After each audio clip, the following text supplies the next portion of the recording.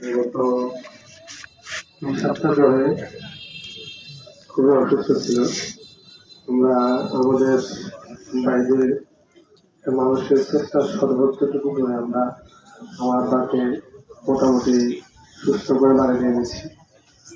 গতকাল রাত আনুমানিক 1-2টার সময় আমার আব্বা পৃথিবীর মায়া ত্যাগ করে আল্লাহ জিম্মায় চলে গেছে।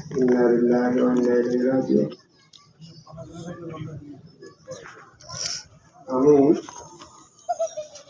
আসলে পিতার লাশের সামনে কথা বলা একজন সন্তানের জন্য কতটা দুরূহ কাজ, তাও দায়বদ্ধতার খাতিরে কথা না বললে নয়। 1994 সালে আমার আব্বা ওনার দীর্ঘ প্রবাস জীবন শেষ করে বাংলাদেশে উনি ভ্রমণ করেছিল। আগমন করার সাথে সাথে 1995 সাল থেকে উনি মৃত্যু পর্যন্ত আজ অবধি আপনারা দেখেছেন আমার আব্বা বিজেপুর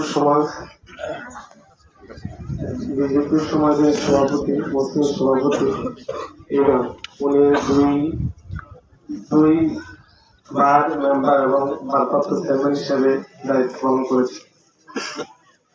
আসলে আমার আব্বার একটা বড় গুণ বা দোষ আপনারা যাই বলেন, স্পষ্টবাদী একজন মানুষ ছিল। আমরা জীবদ্দশায় আমরা আমার আব্বাকে কখনো অন্যায় হিসেবে আপোষ করতে দেখিনি, এবং ওই পারিবারিক শিক্ষায় আমরা শিক্ষিত হয়ে আব্বার শিক্ষায় শিক্ষিত হয়ে আমরা আপনাদের মাঝে আমরাও বিতরণ করেছি। বিশেষ করে পুকুরের মানুষ অনেকে আমার বড় ভাই ছাড়া অনেকেই চিনত না। আমরা আসলে আমার আব্বা আমাদেরকেও শিক্ষা দিয়েছে।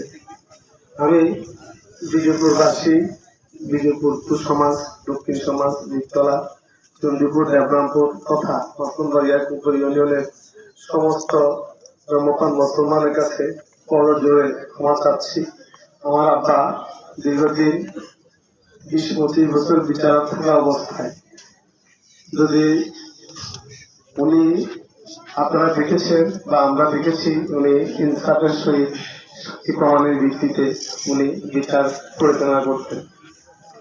এর মধ্যে যদি কারো প্রতি করে যদি স্থান করা না হয়, আমি আমার পরিবারের পক্ষ থেকে, আমার গাইডের পক্ষ থেকে, বিজেপি সমাজবাসীর পক্ষ থেকে আমি আমার আব্বার জন্য আপনাদের কাছে ক্ষমা চাচ্ছি। আমার আব্বাকে আপনারা একটু ক্ষমা করে দিলেন। বিজেপি সমাজের দীর্ঘদিনের উনি সভাপতি দায়িত্বে ছিলেন। সবাই কাতার করিয়ে এলাম, সময় গেছে, ওইদিকে সবাই চলে আসেন। আমার মা গত সপ্তাহে যখন অসুস্থ হয়েছিল, আমার মায়ের সাথে উনি দীর্ঘ কথোপকথন করেছিল। উনি ওনার স্টেটমেন্ট অনুসারে এবং আমরা আমাদের পরিবারের স্টেটমেন্ট অনুসারে আমরা জানি ওনার সাথে উনি কারো থেকে কোনো টাকা পাবেও না, ওনার থেকে কোনো ব্যক্তি কোনো টাকা পাবেও না। উনি আমার মাকে এটা স্পষ্ট বলে গিয়েছে।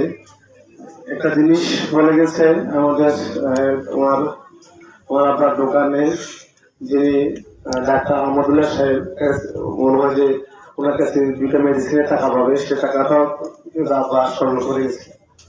আর একটা বড় বিষয় হলো, আপনারা হয়তো জানেন না, আমি ছোট সন্তান হিসেবে বেশি করে থাকতাম, ওনার পাশাপাশি থাকতাম। আমার আপনার ছিল একটা ব্যাংকের বোল্টের মতো, কারণ ওনার কাছে অনেক গচ্ছিত সম্পদ, বিজয়পুরের সমাজ ছেড়ে বিভিন্ন এলাকার মানুষের আমানত গুলো আমার আপনার কাছে থাকতো। তো ওই আমানত উনি ওনার জীবদ্দশায় সবগুলা পরিশোধ করে গেছে।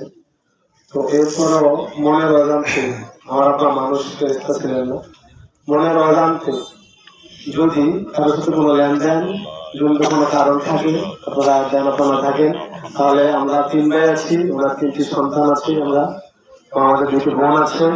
আমাদের কাছে বলবেন, আমরা ইনশাআল্লাহ আমাদের শেষ বিন্দু দিয়ে প্রয়োজনের গায়ের রক্ত দিচ্ছে আমার আবার ঋণ পরিশোধ করবো।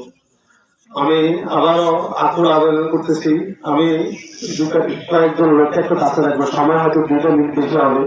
আমি যে টাকা একত্রতার খাতির থেকে বলতেছি, আমার ফুফাটি সাথে আছে, আমার আব্বার 2 বোন, আমার বড় ফুফা এখানে আছে, ছোট ফুফা কি আছে? আছে মামা আছেন নি?